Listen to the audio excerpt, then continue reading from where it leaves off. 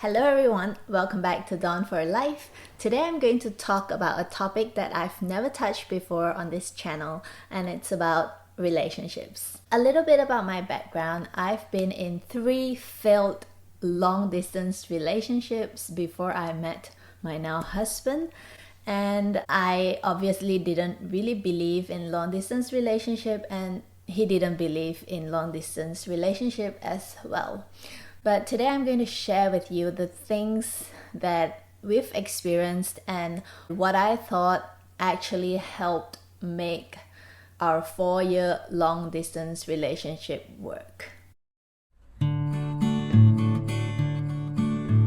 It's just going to be my experience, and I hope if you are in one, it helps you sustain your long distance relationship. And if you're thinking about getting into one, this is not a lovey-dovey love story because it takes a lot of work. So let's dive into it. First of all, communication. We all know that communication is the key to all types of relationships, and especially long distance relationship, because the lack of proximity and the absence of touch, it's a huge sense that makes a relationship. So without touch, it makes communication even more important. When I found out my husband Danny, then boyfriend, didn't have WhatsApp, I'm like, what? Who doesn't have WhatsApp? But in the end, I find that actually writing emails to each other is much better because there's more time to think about what we want to say, and it's a form of expression. It's very nice to know that someone actually wrote a well thought out letter. WhatsApp is mostly like day to day, like, hi, how are you, what you doing. It's spread out, but emailing gave us a chance to really express ourselves, to compensate the lack of proximity and touch. So we have to work harder on communication, which is hearing and seeing what our partner has to say. So thank God also for Skype calls, FaceTimes, and all these video calls that are available these days. It really helps make a long distance relationship work. So while we are on communication, it is really important to communicate clearly to your partner. We both came from different cultures with different personalities. So it's very easy to misunderstand each other. For example, if I make a joke angrily, a guy from my culture would know that, oh, I'm making a joke and I'm not really angry. I'm just playfully angry. But to my husband, Danny, it might sound like I'm really angry, and he would think that why would I be angry over such a small matter, and from that it can become a big thing because it's a misunderstanding. It's like, why are you getting angry so quickly? And I'm like, I'm just kidding. Assume the best of your partner. This means that when they do not pick up your call, they do not call you back immediately, or they say something that sounded hurtful to you, when you assume the best of your partner, you clarify with them. Usually, they do not mean to hurt us, because if you're dating someone who intentionally hurt you, saying things knowing that it will hurt you, then you should probably leave this person and forget about this long distance relationship. Most of the time, it's a misunderstanding. Most of the time, we get upset because we jump into conclusions. Our partner might not be calling us back because they're caught up with something. So many factors, so many reasons. If they say something that sounded hurtful, that is usually not their intention. It could be cultural, personality, so many other factors. So assume the best of your partner when things doesn't seem good to you. So my next tip is to really prioritize each other. If you're new here, I was a flight attendant before, and Danny lives here in Switzerland and I was in Hong Kong. So whenever I flew to Milan or Rome or any European countries like London, Amsterdam, he would come and see me. On my side, I felt like, oh, he takes this seriously, it's important, he's making the time and making the effort to come and see me. Put your partner first, especially when they really need you. So, for example, I had 1 week in Hong Kong to move out from an old place into a new place, and he happened to be visiting. He was actually thinking about joining some ex-colleagues to go skiing, but I said, I really need you to help me with this move because it's quite difficult doing it alone. He actually stayed back for me. So back to my first point, really communicate your needs to your partner, even though you feel like it might inconvenience them and they might not like it. But if that's what you need, do communicate clearly. As for me, I had this, when we fly, there's this thing called the trump card, where you are going to work for all the duties you completed for a whole year without calling in sick. Then you get this thing called a trump card where you can pick any flights you want.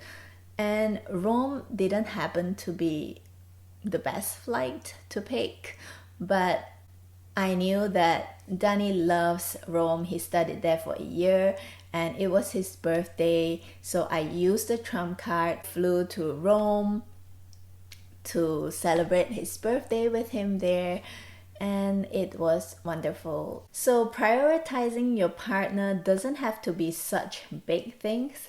It can be small things, like if you've planned to communicate FaceTime or Skype call at a certain time of the day that you've both agreed on, then don't go making plans with your friends. Or if someone randomly asks you out, just try to commit to this time that you have with your partner, because that's the only connection you have.